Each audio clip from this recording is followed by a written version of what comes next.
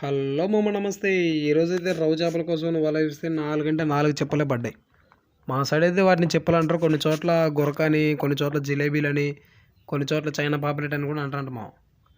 అయితే ఈ 4 చేపలు కూడా పెద్ద పడకపోలే, కానీ వాటి కర్మ బాగా పడ్డాయి మంచి వాళ్ళకైతే. ఏదో పడాలి కాబట్టి, ఏదో కూరకు పడాలి కాబట్టి వచ్చిన పాపానికి పడ్డట్టే ఉంది 4 చేపలు చూస్తుంటే. ఇట్లా సాగితే షికారు చేయలేము మా. ఏదైనా ఒక 10 కిలో 15 కిలో పడితే కానీ షికారు చేయగలుగుతాం. మన ఛానల్ ఎవరైనా ఫస్ట్ టైం చూసినట్లయితే తప్పకుండా సబ్స్క్రైబ్ చేయండి మా. అలాగే లైక్ చేయండి. మన ఛానల్లో ఫిషర్మ్యాన్ లైఫ్ స్టైల్ గురించి, అలాగే కృష్ణానదిలో పెద్ద పెద్ద చేపలు పట్టడం అనే అంశం గురించి ఉంటుంది. మీలో ఎవరైనా మన ఛానల్ని ఫస్ట్ టైం చూసినట్లయితే తప్పకుండా సబ్స్క్రైబ్ చేసి లైక్ చేయండి. పెద్ద చేప అనుకున్నా. అయితే ఈ చేప చూసారా మామ, జనవదులు పెట్టింది. మీరు మళ్ళీ ఒకసారి చూడండి. ఈ చేప అయితే జనవదులు పెట్టింది. అంటే అది పిల్ల కాదు మా, ఓన్లీ గుడ్డే. గుడ్డును మాత్రం ఇప్పుడు మన వీడియోలో చూపించిన చేప మాత్రం గుడ్డు మాత్రం వదిలిపెట్టింది. ఈ ఒక్క వీడియో చూసి మన ఛానల్ని సబ్స్క్రైబ్ చేయమని అనటం లేదు మా. మన ఛానల్లో ఒక 4-5 వీడియోలు చూడండి.